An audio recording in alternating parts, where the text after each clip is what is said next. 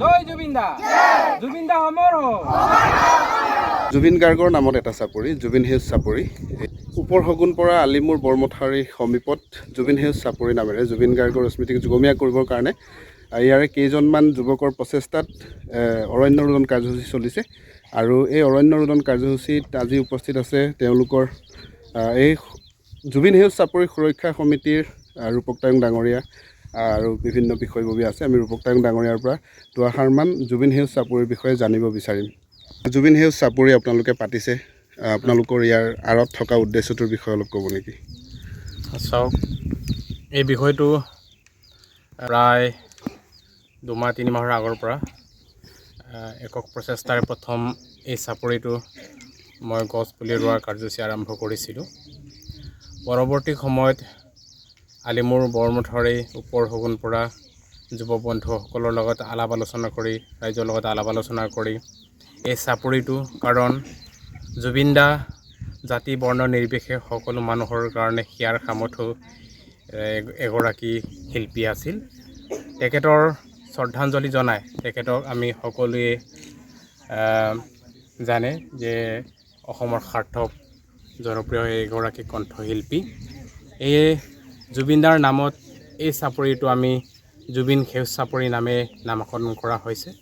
কাৰণ জুবিন দা অকল সংগীত সীমাবদ্ধ থকা নাছিল। জুবিন দাই গছ গছনি ৰুই ভাল পাইছিল, পশু পক্ষী ভাল পাইছিল। জুবিন দা এগৰাকী গায়কৰ উপৰিও প্ৰকৃতিপ্ৰেমী আছিল।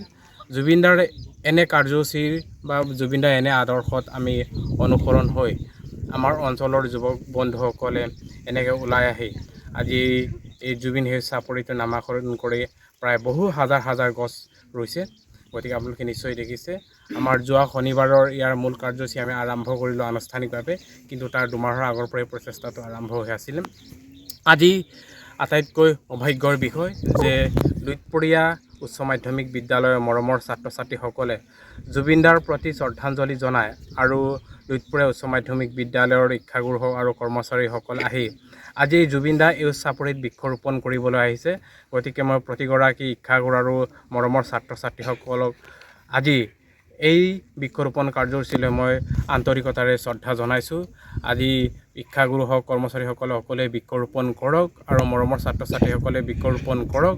কাৰণ জুবিন দা গছ গছনিৰ প্ৰতি বহুত ভাল পাইছিল। গতিকে মই অনুভৱ কৰোঁ যে জুবিন দাই জুবিন সেউজ চাপৰিতে তেখেতৰ আত্মা সদ্গতি লাভ কৰিব আৰু জুবিন দাক ইয়াত পাব। এই কথাটো মই গৰিমা বৌৰ লগতো কথাখিনি স্পষ্টকৈ পাতিলোঁ। এইকেইদিনৰ ভিতৰতে গৰিমা বৌ আহি ইয়াত বৃক্ষৰোপণৰ কাৰ্যসূচী আৰম্ভ কৰিব। গতিকে আজি গৰিমা বৌ যোৰহাটত শ্বুটিঙৰ কামত ব্যস্ত, কালি মোৰ লগত কথা পাতিছিলে।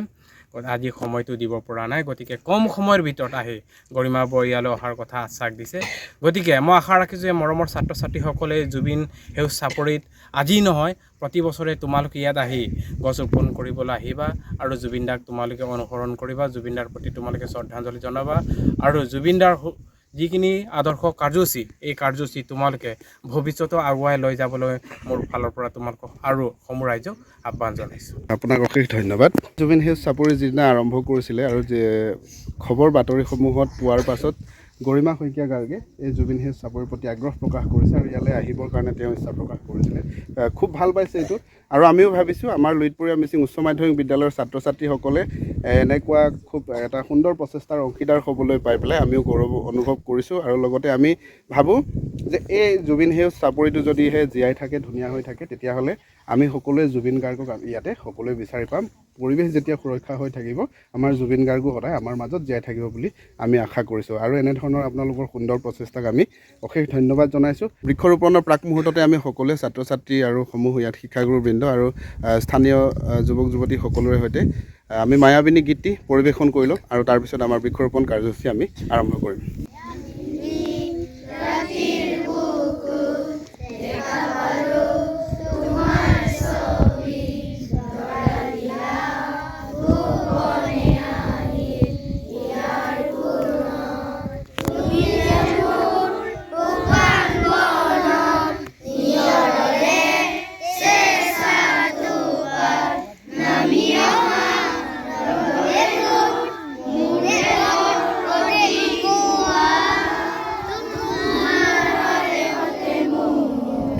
এই যে গছপুলিবোৰ ঝাও বনৰ ফাকে ফাকে ৰুই দিয়াৰ কাৰণটো হ'ল ঝাও গছখিনিৰ মাজতে পুলিখিনি ৰুই দিলে গৰু মহে উপদ্ৰৱ কৰিব নোৱাৰে বা খাব নোৱাৰে এনেকৈ অলপ বহাৰ পাছত আৰু একেবাৰে গছপুলিজোপা বাচি যাব সেইকাৰণে ঝাও গছৰ ফাকে ফাকেহে গছপুলিবিলাক ৰোৱা হৈছে সৰু সৰু পুলিবিলাক জয় জুবিন দা জয় জুবিন দা জয় জুবিন দা জুবিন দা অমৰ হোক জুবিন দা অমৰ হোক জুবিন দা অমৰ হোক